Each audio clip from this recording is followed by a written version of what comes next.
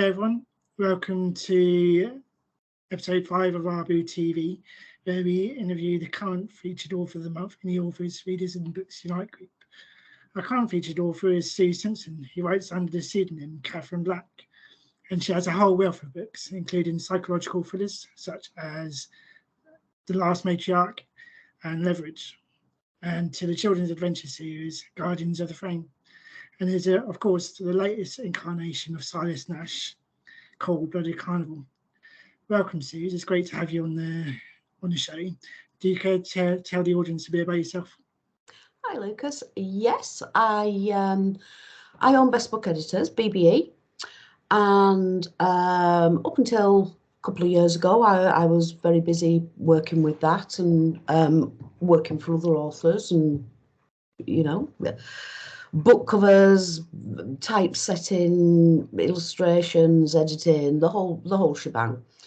And then I was struck down, let's be dramatic, I was struck down with a terrible brain condition called Teagan, and I had to scale the business back and don't take an awful lot of work for BBE. And now I had 23 people working for me.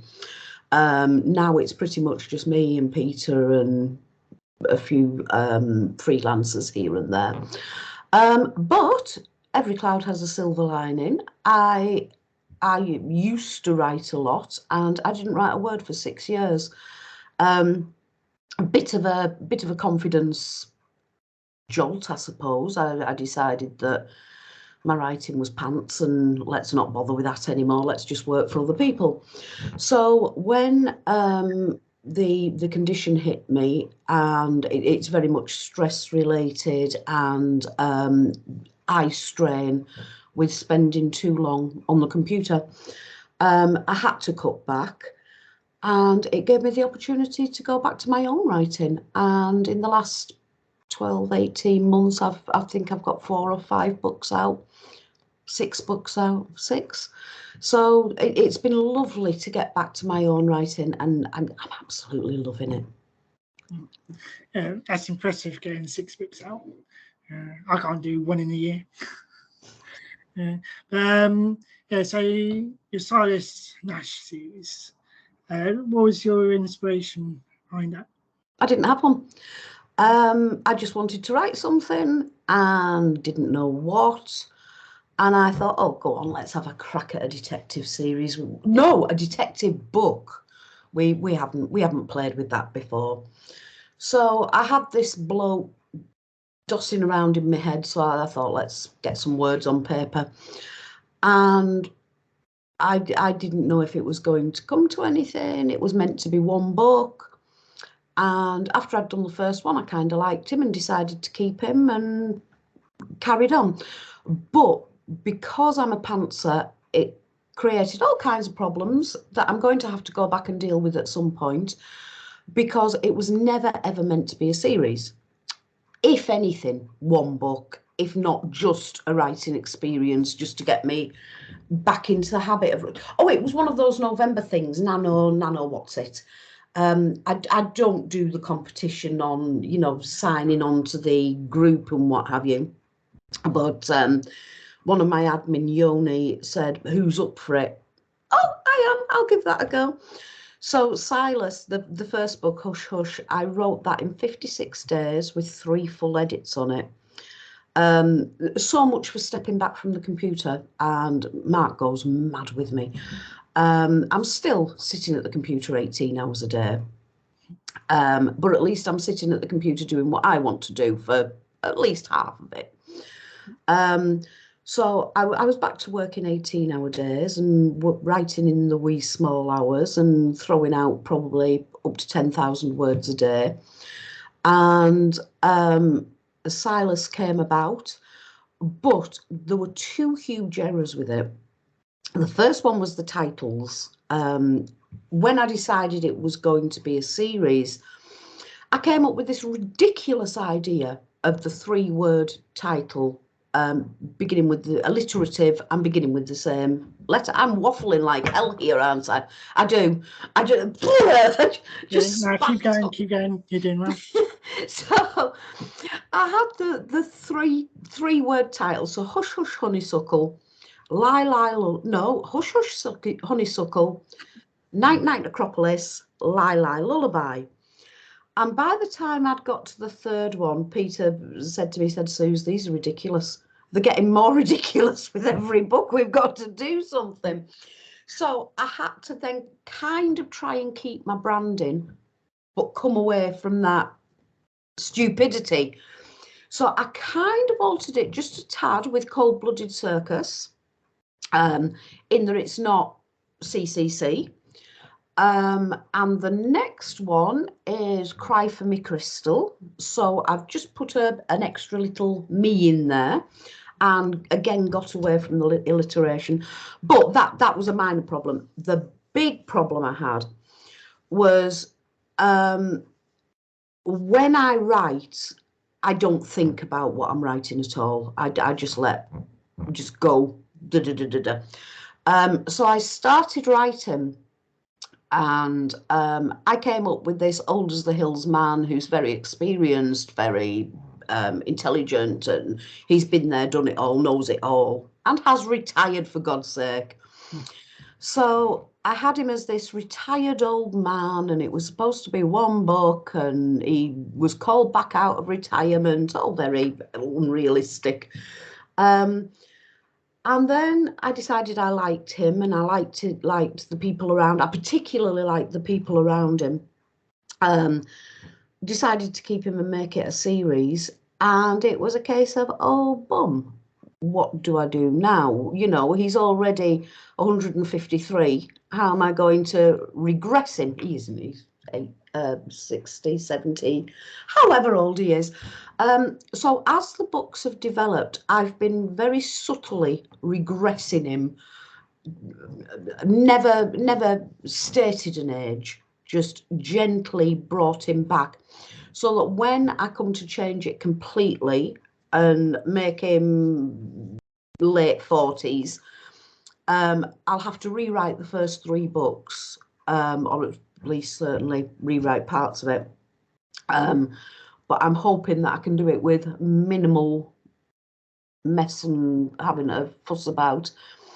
So I've gradually brought him back in time, which has written me out of that corner, and going forward with them. I don't know whether to do 5 books and then cut them and go back to Nash the early years, which is, again, done to death. But I'm loath to do that because, one, I like them being current. I like them being now. And 2, I like my people. I like the team I've built round him. And every book highlights an ongoing story with one of the team. We bring one of the team in with him and focus on lower ranking officers with something going on in their circumstance, often related to the case. So yeah, that's where we are with that at the moment. I'll let you speak now. Sorry. Yeah, that's okay. No, I was just about to say it's like very character driven, isn't it? Like the last one was all about Molly Brown. That was the 3rd one. That was Lie Lie Lullaby. Yeah, Molly gets very silly and gets herself into a bit of a stupid situation that she has to get out of, or that Nash has to get her out of. She's a very silly girl. So yeah. Yeah. So have coffee. About, yeah, I've got coffee as well. Actually, yeah, I've got. It's actually your Dorcas mug. Yeah, the Dorcas mug. Yeah. So yeah, I was just about to say about your other books. Like some of them deal with some heavy subject matter. Some would say controversial. The Nashes, they do get quite dark. I can't write pretty. I've tried to write pretty and I can't do it.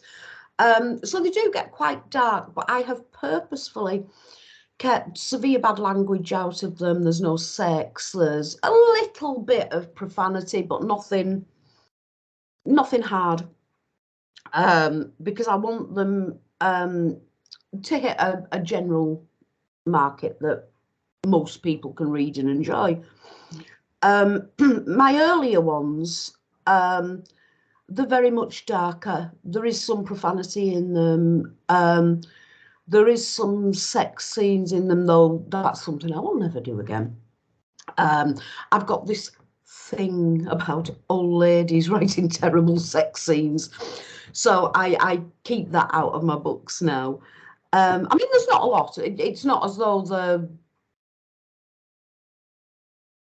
looking for a word here. It's not as though they're cavorting in every room in the house at every opportunity. But I think over 20 years I've matured. I have this thing. When I started writing, and I was younger and full of ideals and ethos, I had this thing, write it real. Whatever happens in life and whatever a character would do, write it hard and write it real. As I've got older, I've kind of decided you don't really have to do that. You don't have to. I've always said that I can be racist, I can be a homophobe, I can be a homosexual, I can be a different colour, a different ethnicity, I can be a child, I can have dementia, I can have any condition going, because your characters are what you make them. Now I think it's come to a point where I don't suppose I'll ever be completely PC, but you just gentle out as you get a bit older and a bit more mature. And I'm tending to write more mainstream characters than I did. My characters were quite out there. I had a wonderful review last year for Leverage, and Leverage is pretty hard, but I mean, there's nothing outstanding in there. There's no really graphic. In fact, I don't think there's a sex scene in it. Oh, there's yeah, that word that we can't say. There is a slight. Doesn't quite happen, but we almost get there. Main point of the story. So I had a marvelous review that I absolutely love, and it was from quite a spiteful lady, and she gave me a 1 star. Did not finish. I don't read to be terrorized. I thought, oh, I like that. How wonderful. So I turned it into marketing. I did a poster, and if you're hard enough, come and be terrorized. So yeah, now my writing's a little bit more gentle, I think. Yeah, that was actually going to be one of my other questions about how do you deal with negative criticism? What is your opinion? Take it on the chin. I mean, I've been writing for quite a long time now, and I know that I'm pretty mediocre, which is why I went to editing other people's books. I can structure a sentence, I can write reasonably well, I suppose, I can tell a decent story, but I'm not up there. I'm somewhere top middle, I would say. There's the absolute crap that's out there and published. We all know that. Then there's the middle band of the indie authors who are trying, bless them, and I come into that bracket. And then there's your excellent writers. I'm never going to be that. You know, if I can tell a decent story, and if people come back and say, yeah, enjoyed that, I'll write another one.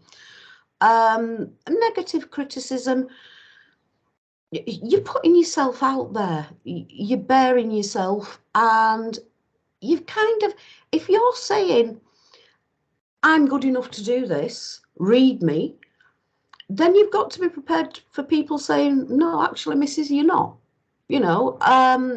and I always work on the premise that if I get more positive reviews for something than negative ones, then job's a good one.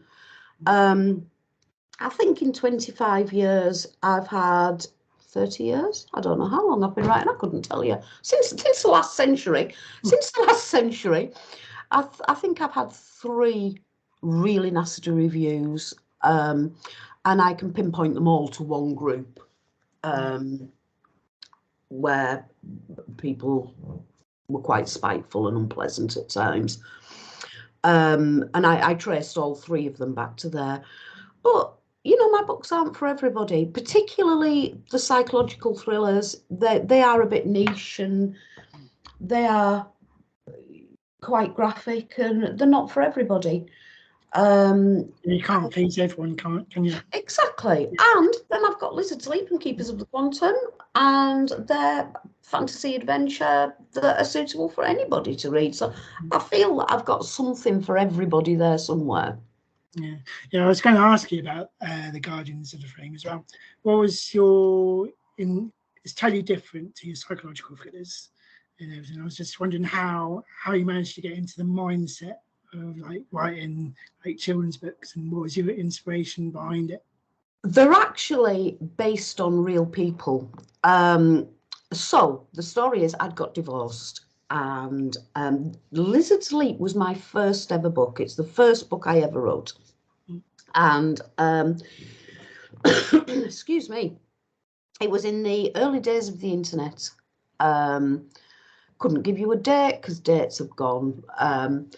But a long time ago, and I just got divorced, and I was living in Cheshire, and I wanted to come back home to my family.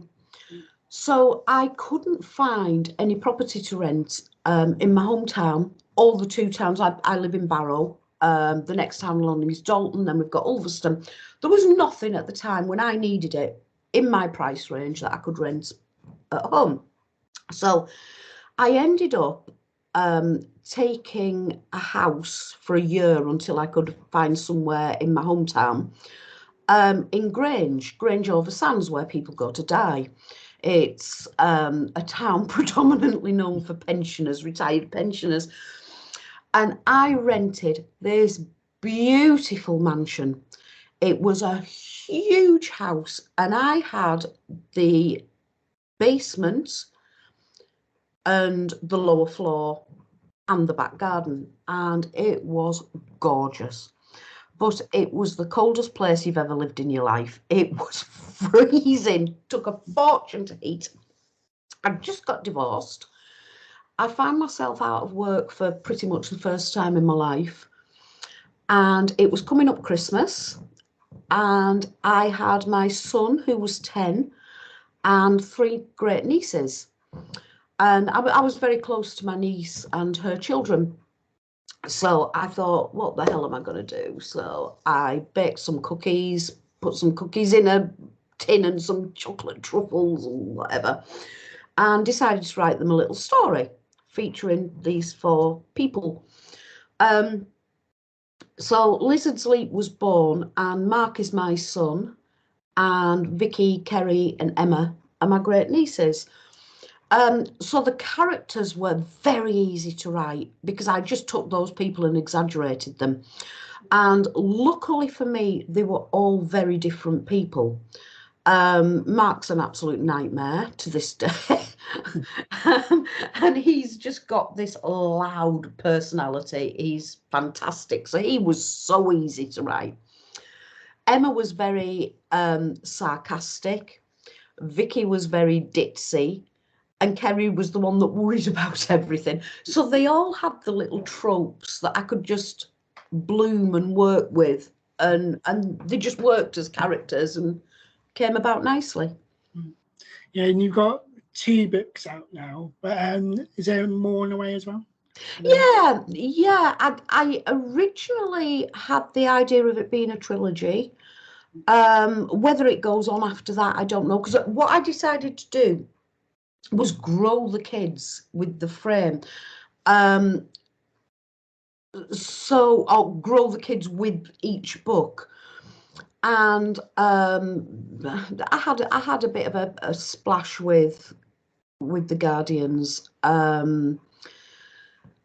We almost made it. Let's put it that way. Almost made it.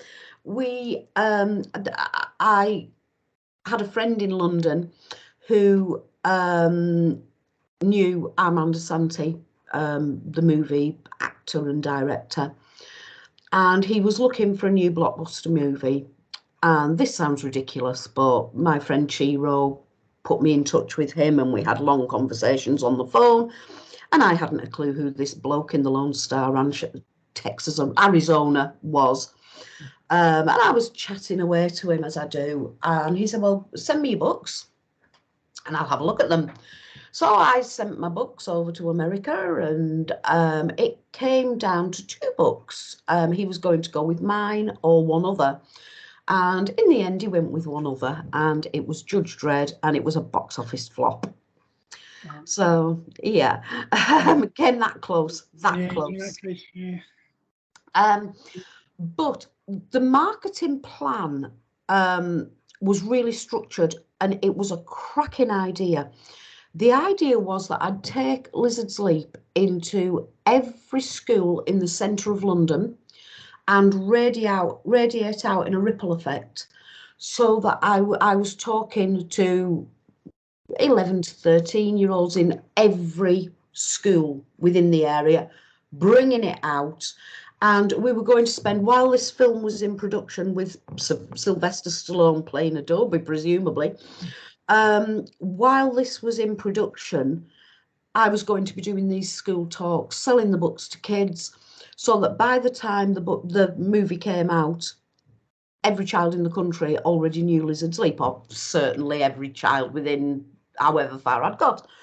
And it was a fantastic idea, but it meant me moving to London, and I literally wasn't in a position to do that at the time. It was 2.5, 3 years after my divorce, so I'd moved away from Grange. I'd finally got myself into Dalton in between my eldest son and Barrow, and my youngest son was 10. No, he wasn't. By this time, he was 12. My eldest son had just had his first baby 6 weeks earlier, and it just wasn't the right time, and I turned it down, and the rest's history. Who knows? Maybe it would have worked, maybe it wouldn't, but that was my bite at the cherry that I lost. It's a real shame, that is. But judging how Judge Dredd turned out, yeah, you probably missed a bullet there. Yeah, possibly. Yeah. But I still have got the royalties. Yeah. So we've been talking about your writing, and you mentioned that you're an editor as well. Yeah. So do you want to talk some more about that, and if anyone's interested, how they contact you? Well, let me show you my website. I own Best Book Editors. Let's see if this works. Share screen. So this is my website, bestbookeditors.com. Nice and simple. I feature many indie authors on here. So we've got testimonials, book reviews, more book reviews. So there's many people on here that I've done reviews for. A lot of them are clients, some of them aren't clients, and each one gets their own webpage. So our editing services, you can request a quote here, which will come through to my email address. We do 3 edits as standard. Every commission we do what I call a clearance developmental edit. Then we do a line by edit where we look at every single character, commas, punctuation, grammar, POV, tenses, everything to do with writing. And then we do a third full edit that is a proofread, and that's standard on every commission. Or if that's too rich for people, we just do a proofread so people can have a half price proofread if that's all they want when it's ready for publication, just to go through, and we literally just check spelling, punctuation, grammar and typos. So we don't make any suggestions for alterations on the proofread. It's just checking it for publication, looking for errors. So we do typesetting, we do cover design, we do illustrations, we do marketing and promotion, we do logos, video, doodah, what's-its. These are mine. So these are all the book trailers. One for Beverly there. Lots of different clients there that have had videos done through us. What else do we do? Do interviews. Pretty much anything you like, really. These are some of my books. So yeah, if anybody has any needs whatsoever, they can get in touch. bestbookeditors.com. And this one is my website. So these are the Silas Nashes. That's the first book, second book, third book.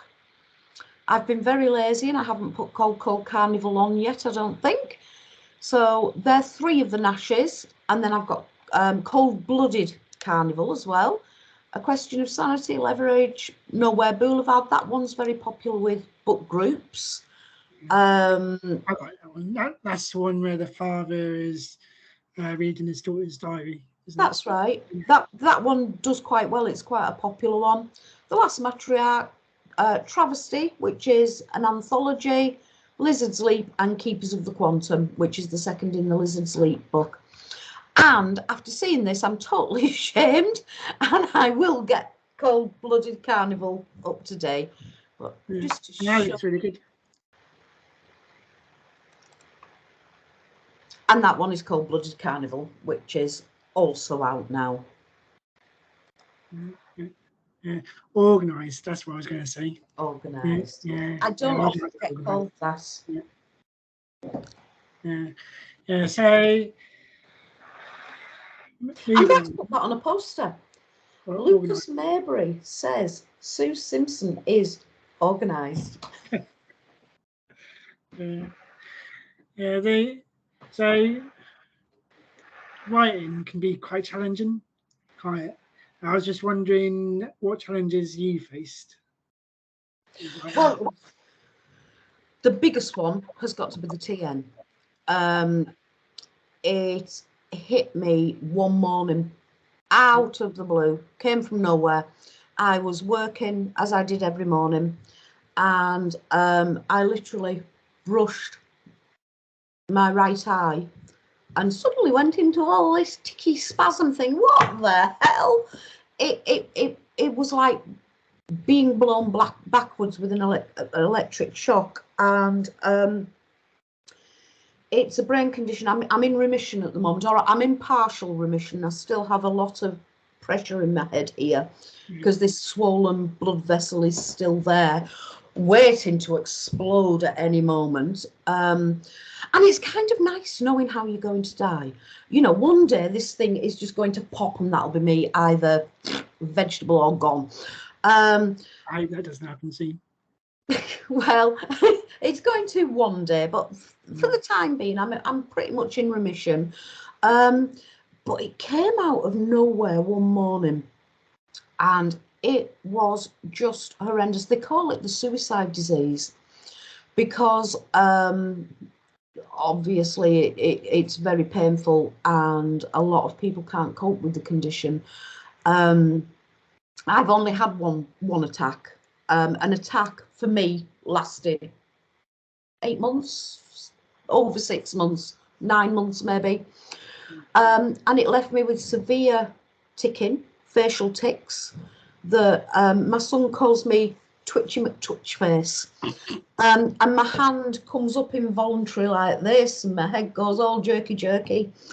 And it affects my balance, so I fall over a lot. If I'm out in public, I seem drunk all the time, wobbling about like a puppet. It's Mark and I dealt with it with a lot of humour, but it did knock me for 6, and it meant that I couldn't work as much. So I suppose that's been the biggest challenge.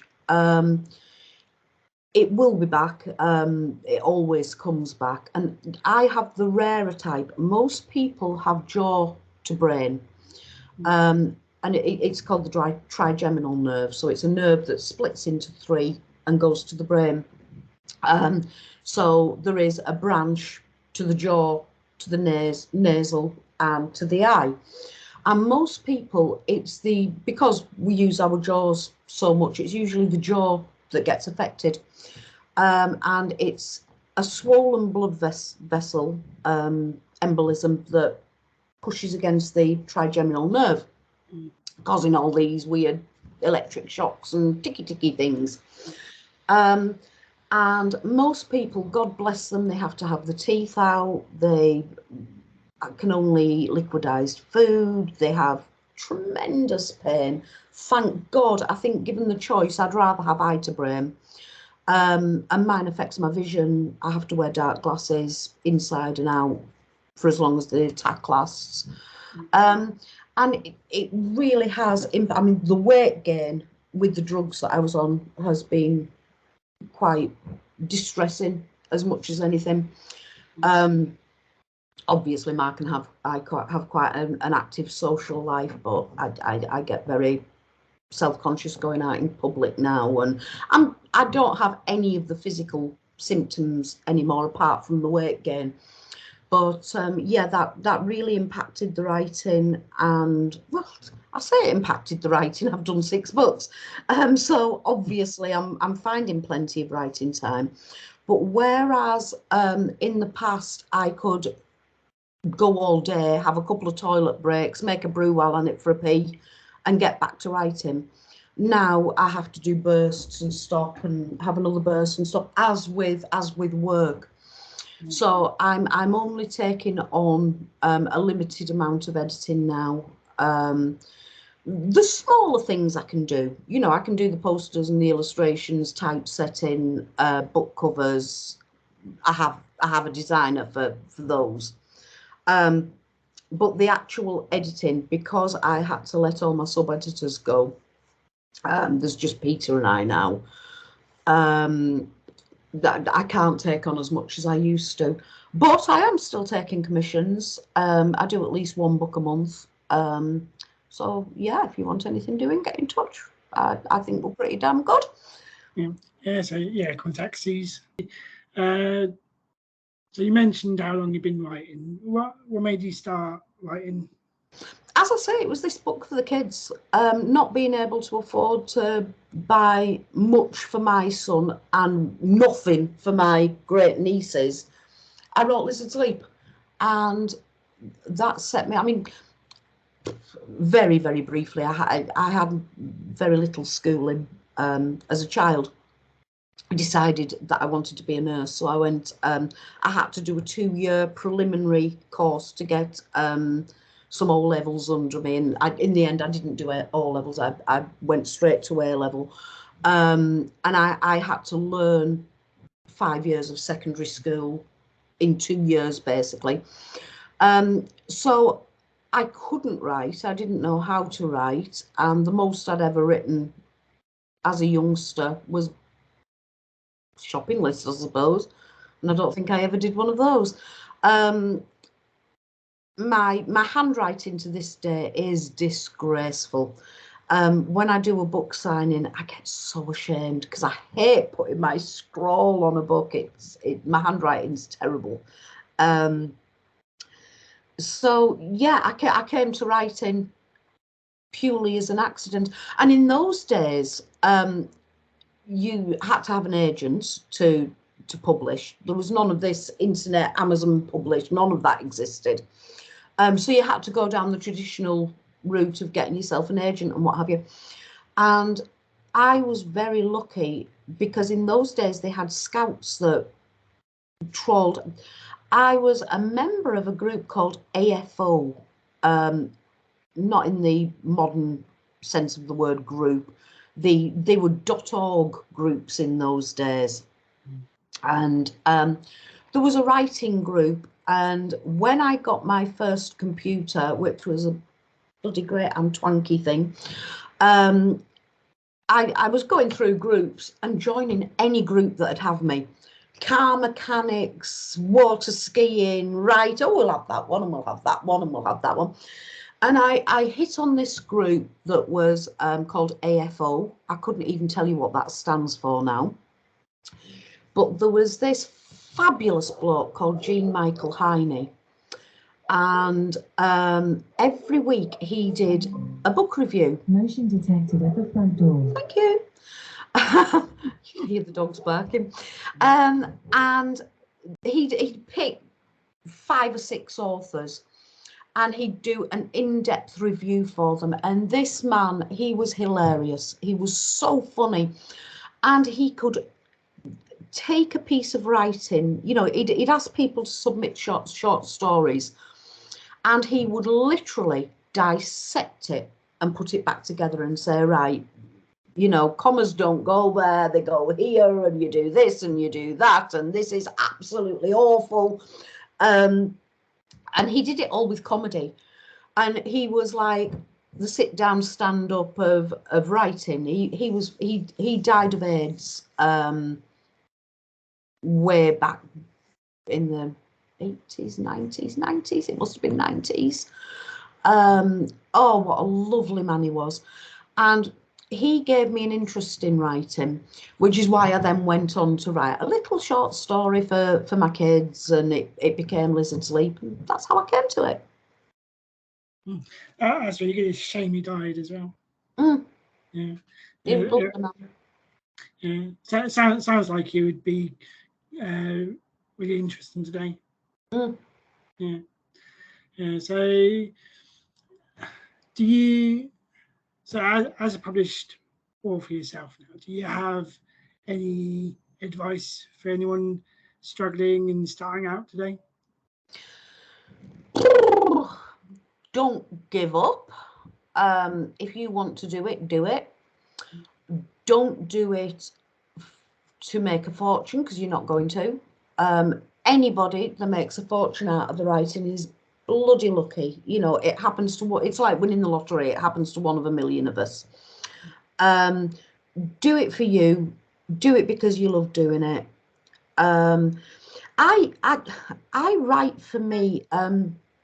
Peter, I keep talking about Peter. Peter's my right-hand man. And we have a meeting every day at 11, and we live edit. So we work on his books and we work on my books. And we've edited together for 30 years, 20 years, however, 30 years, maybe he's not that old. 20 years. And we fight like cat and dog. We can get quite vicious when we have an idea. And we've always said that there's his way, there's my way, and somewhere in the middle is a better way. And we always come to a point where we feel that we've improved ideas for the other person. So advice to first timers is don't give up, do it for yourself, make it work for you. Don't write to please anybody else. You know, if you find a niche, you can write to market. So you are writing for a specific audience. And there are certain genres out there that are flying at the moment. Young gay novels are very topical at the moment. The red, white and blue thing has sparked a doodah in there. Erotica is still riding high. Sci-fi is doing well at the moment. So if you can find a niche within a genre, that is very topical and doing well at the moment, by all means go for it. But I can't do that. I just write whatever I write, and I write to please myself, and if other people like it, bonus. And I think for a new writer, until a writer has established and decided what they want to do, just write whatever you want to write. Another piece of advice would be don't edit. I mean, some people need to. I think that's hampering. Just write whatever comes into your head. Even, I mean, I've been known, if I get stuck, just to do 3 sentences of blah blah blah blah blah blah blah blah blah blah blah until I get a thought and I'm away again. I would say whatever comes in there, get it down, and you've got plenty of time for tarting it up and sorting it out later. Just that first draft, get it written. Any words in any order, just get them down. And then once you've got a beginning and the words the end at the bottom, then you can go back and edit. However many edits you give it, and you've been fantastic, Lucas. You know, you've pointed out errors in my books, and I so appreciate that. Now, it's not for everybody. A lot of authors would take great exception at somebody saying, oh, well, there's a typo here and this was wrong. I love it. Yeah, it's all about pride and ego, really, isn't it? Yeah. You have to, I mean, yeah, writing a book is your baby. The book is your baby, really. And yeah, if someone criticizes that, you can take it to heart. Yeah, not me. You shouldn't take things to heart, because sometimes people just want to help, don't they? Yeah, I mean, my thing is, I want my books to go out technically perfect. I mean, I'll never be a perfect writer, but I can have them going out in, I mean, as well, with being an editor, there is this great stigma that I put on myself that if my books aren't perfect, who the hell's going to trust me with their book? And I have half a dozen fantastic people, you're one of them, that'll say, found this on page 32, and you'll send me a list of corrections, and I really appreciate that. I can't stress enough, if anybody ever finds an error in my book, please tell me. I'm very, very fortunate in that I have learned how to typeset and everything else, which a lot of people don't have the skill to do. I didn't until a couple of years ago. Peter did it all for me. And I'd just say, here's my book, cover please, typesetting, and he'd do the lot for me. He's fabulous. But when I opened BBE, I had to learn to do certain things myself. So I've got the typesetting software, and any alterations, I will, if somebody points out a misplaced comma, I will republish the book. I'll make that alteration and republish, and I don't care how many times I've got to republish. And I just really appreciate people pointing out any errors they find, because there's always going to be someone. I mean, I as I've said, I've had 3 stinkers of reviews, and I did take I laughed at 2 of them, but I did take exception to one, because it was talking about Night Necropolis. And it said something along the lines of, this book was unreadable. I've only DNF'd 3 books in my life. This was so bad that I couldn't get to the end of it. It was an absolute disaster, you know, and I took exception because my books are readable. I don't care, you know, who doesn't like them. They're not for everybody. Not everybody's going to like everybody's work, but they are readable. You know, there are very, very few, if any, errors in them. And for somebody to say that it was so bad, it was unreadable, illegible, basically, I took exception to that. So, yeah, another piece of advice would be, get people that you know and trust to point out your errors so that you can correct them. Yeah, sounds like that person probably had a chip on my shoulder. Yeah, it was somebody spiteful. Yeah. But as you said, you can't really please everyone, can you? No, you can't. No, you can just do what you do, and I have enough people that do enjoy my books that I think I've hit a level where I'm okay. You know, I read my books with a very dispassionate eye when I come to edit them, and I'm never going to be Agatha Christie, but I do okay. You know, it is what it is. Well, I say the likes of Agatha Christie and Charles Dickens, and if they write books today, they'll be like badly criticised. Oh, terribly overwritten. Yeah. Really overwritten. And I think another piece of advice is I think the greatest fault of all writers when they come to the craft is they try to be writers. Instead of just relaxing and telling a story, I think a lot of new writers will overwrite. Just be natural with it. I think that's perhaps the biggest editorial piece of advice I could ever give. Be natural in your writing. If you wouldn't say something, don't write it. You know, you don't have to write a thesaurus. Write a story that people want to read and enjoy. And I think if I had to go for one thing that all writers, me included, every writer does, is they overwrite. And I think sometimes just strip it back a little bit, make it more approachable to people, and just tell a story, basically. Yeah, that can all be done in the editing stage, can't it? Yeah. Just write how much you want to, and edit out all the overwritten stuff later. Yeah, no, that's good advice. Yeah, thank you for that, Sooz. Yeah, so is there anything in the pipeline that you can share with us? Yeah. At the moment, I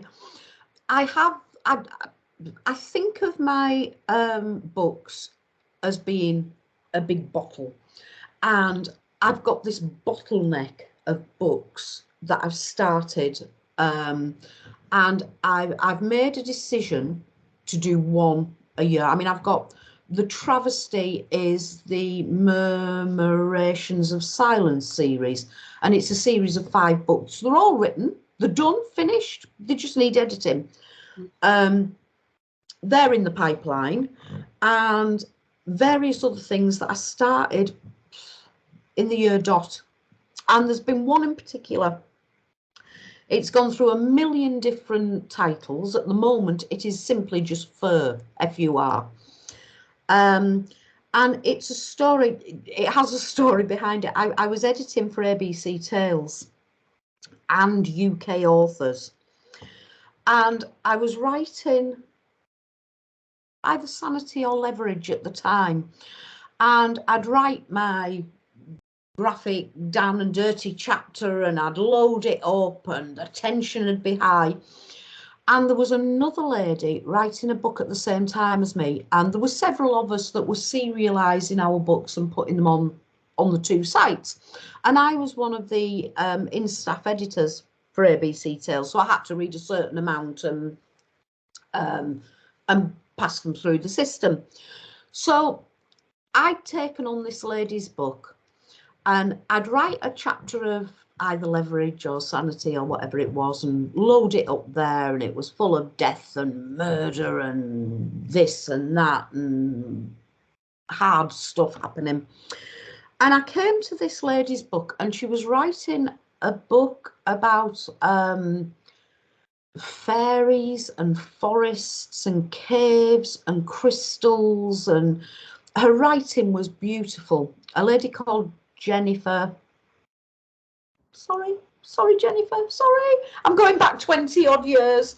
And I'd come to read her chapter after doing mine, and I could literally feel my blood pressure settling because I'd got myself het up. And then I read this beautiful thing where they were in the forest and there were the animals, and there was a lot of animal love in it. And I thought, right, I'm going to write something nice.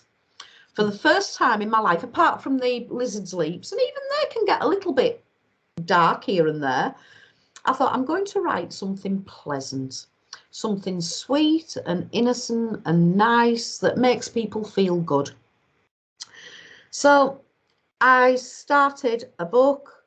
The first chapter is horrendous. It's going to have to go out with a trigger warning because it does concern animal neglect in the first 2 chapters.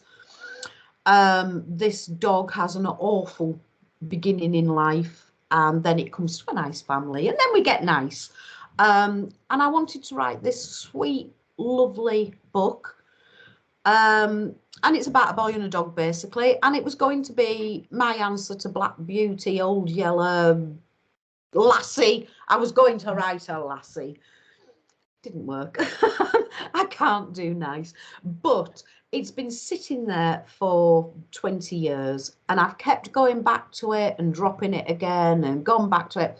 Now I've decided it's my next thriller and it is coming out this year.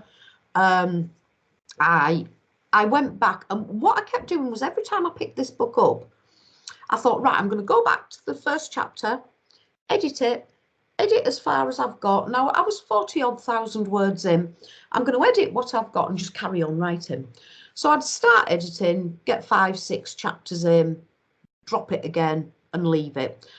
So the first 5 or 6 chapters have been edited 50 million times. And then it gradually gets worse as it goes along, the writing. When I came to it, I was horrified, Lucas. The writing was awful. So rather than edit this time, I've rewritten. I've taken a chapter, right, this happens, this happens, this happens, and this happens, and rewritten the chapter.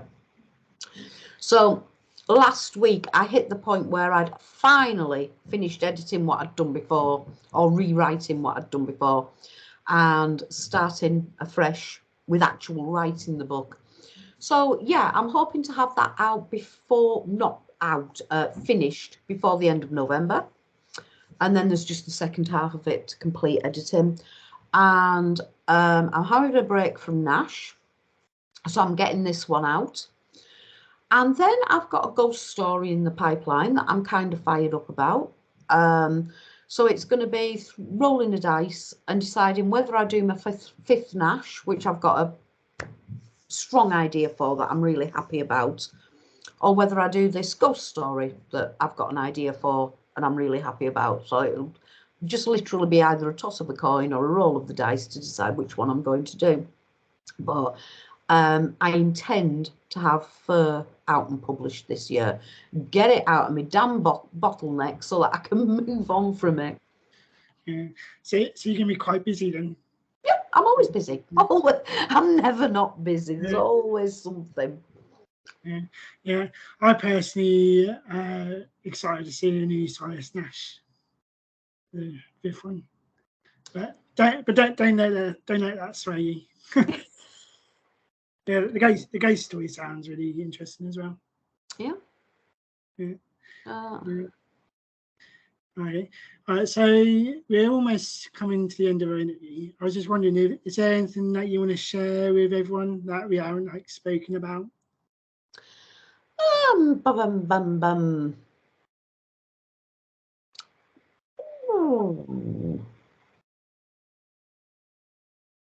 I'd really like people to buy my books and read them. Just that, really. If you haven't tried a Katherine Black, please, would you give one a go? You might enjoy it. I reckon that there's something for everyone. So you've got your children's adventure series, you've got your psychological, there's such as The Last Matriarch and The Christian Say, and yeah, and also the Silas Nash series as well. I've been trying to plug a few holes. Silas Nash does go a little bit paranormal here and there, as you know. We get a little bit otherworldly here and there. But I've never done anything completely paranormal. So I do want to do a traditional ghost story. I don't have a Christmas book, so I want to do something concerning Christmas, whether that's a Silas Nash, doing a case coming up to Christmas time, or whether it's something completely different. I want to do a Christmas book at some point, and just plug a few holes. I suppose it's jack of all trades instead of master of none. A bit of this and a bit of that. I get bored doing the same thing. I'm really enjoying the Nashes, and I do like the people, but I live in a small town. I set all my books locally to try and get local readers interested. And there's only so many murders that can happen in Barrow-in-Furness. And the next Nash is going to be have quite large parts of it in a hospital.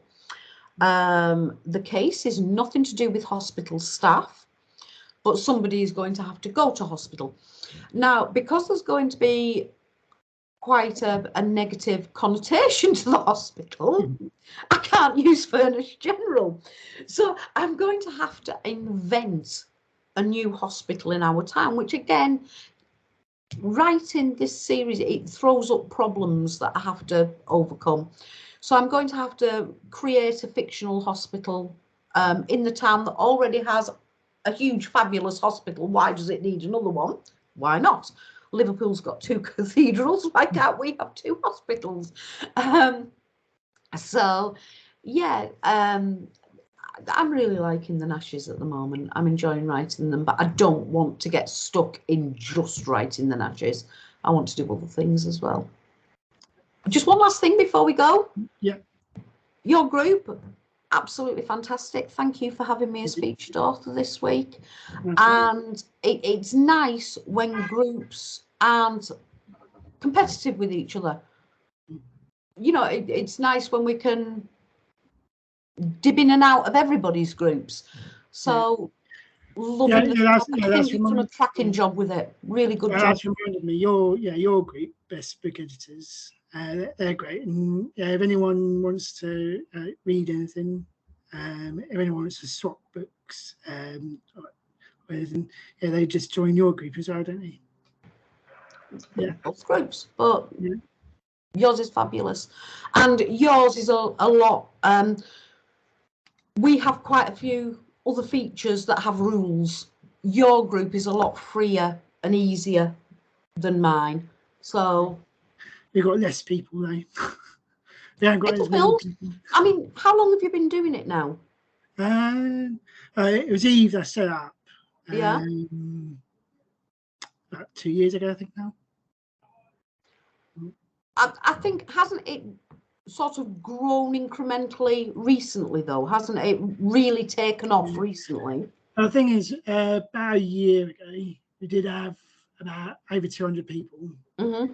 And I decided to read out all the people that didn't participate. Mm-hmm. And I think I halved it. Mm-hmm. Yeah. So and now it's building with authors. Again, yeah. It's great. There's probably about 10 groups that I like spending time in, and yours is definitely one of them. Well done. Yeah, thank you for saying. So we've come to the end now. It's great having you on the show. Thank you for having me. Thank you. Yeah, it's great talking to you. So goodbye, everyone, and thanks for watching.